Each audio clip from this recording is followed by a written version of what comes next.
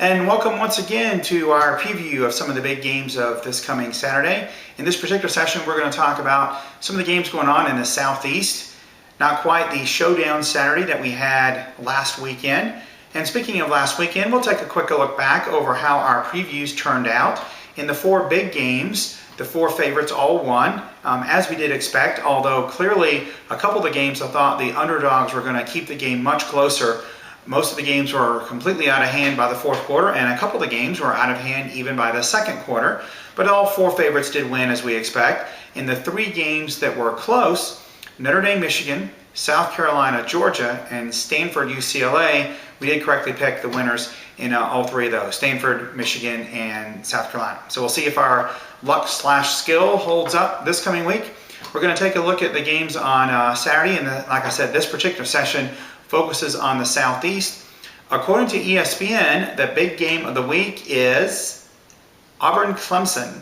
Yes, that's where they've sent the game day crew. It would seem that the game day crew might as well just stay at some type of a extended stay hotel in Birmingham, as apparently they are only going to go to Southeastern Conference teams this season. But we'll talk about that game first. It is a night game on ESPN with a 7 o'clock kickoff. Auburn hosts Clemson. Auburn is coming off that win over Mississippi State on a Thursday, so they've had a couple extra days to prepare. Clemson is coming off 2 wins over 2 cupcakes. It's really hard to get a feel for how good Clemson is. Certainly the Clemson Tigers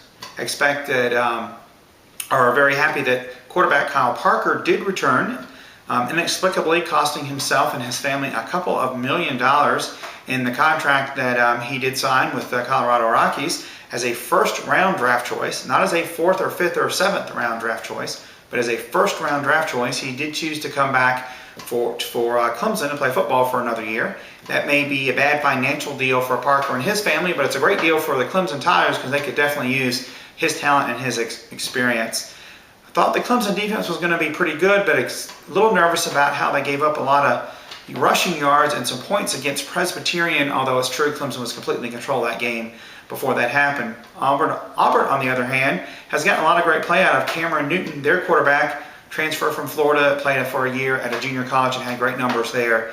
He's looked pretty good this season. Had some trouble, though, that second half against Mississippi State. Auburn was shut out on the road, but it's a tough place to play. Most places anywhere in the SEC, once you get on the road, loud crowd. But Auburn was able to make the plays to pull that game out. I do think that experience against at least a decent team will help Auburn, and it is at home. So I do like the Tigers from Auburn over the Tigers from Clemson. We'll say 27-20. A couple of other interesting games occurring in the South on Saturday. We have some early afternoon ones. At noon, Georgia Tech visits North Carolina.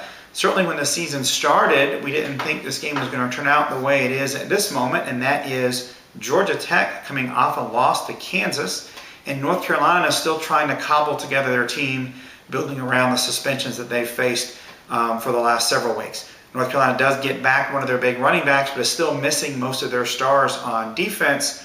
Georgia Tech is just trying to figure out what happened. How could you lose to the Kansas team that lost at home to North Dakota State? Well, one of the ways you lose is you give up lots of points and lots of yards, and that's what Georgia Tech has done most of the Paul Johnson era. When teams have had extra time to prepare for Georgia Tech, they typically have had a good opportunity in shutting down their wishbone attack. While an interesting trend that goes opposite that is usually the teams that have played poorly one week play much better the next. So that's the trend I'm going to go with. Kind of a shaky pick here, but I say that Georgia Tech is able to pull out the win over North Carolina 33-30. Have another noon game, also involving a team from the state of Georgia, as Georgia hosts Arkansas. Georgia had a tough one last week, as we thought would be a challenge playing in Columbia with a freshman quarterback without A.J. Green. We are still waiting the word on A.J. Green. According to the latest reports, that won't come down until maybe Friday. I don't understand why the NCAA can't just say, yes, your suspension is over, or no, it's not, one way or the other, and let the Georgia coaching staff just go ahead and plan accordingly, but they have not done that. I do think Georgia's going to, coming back to Athens, the focus really has to be on winning this game. I do think the intensity is going to be there. I think they'll play well. Arkansas is still an unknown quantity. They have skyrocketed up the polls, and they have played absolutely no one so far. This is an Arkansas team that was not very good on the road. They have a 6-game losing streak to Georgia. And kind of a gut feeling here, I'm going to say that Georgia plays well at home, and they are able to pull out a 27-24 win over the visiting Razorbacks. We've got a 3:30 afternoon game in the Southeast that's interesting. BYU travels all the way across the country to take on Florida State in Tallahassee.